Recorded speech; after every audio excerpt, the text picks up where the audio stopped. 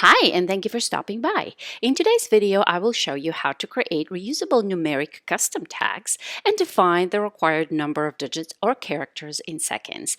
To do that, let's head over to our settings menu, select custom tags, and then hit the Add Custom Tag button to get started. Once we open the pop-up, we can select the type as numeric, then we can add a title. In my case, it will be Salesforce ID. And once we have done that, we can proceed to selecting the number of digits or characters required for this tag. Now that the tag group has been created, we are ready to start adding values. You can enter one value at a time, but there is a faster way, and I'll show you how to do that in seconds.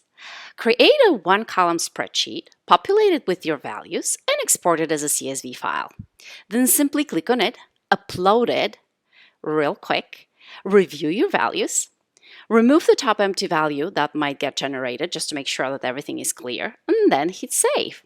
Now, you're ready to start using this custom tag, which will be instantly available in your tagging dashboards.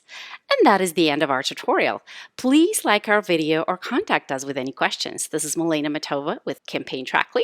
Thank you for watching and have a great day.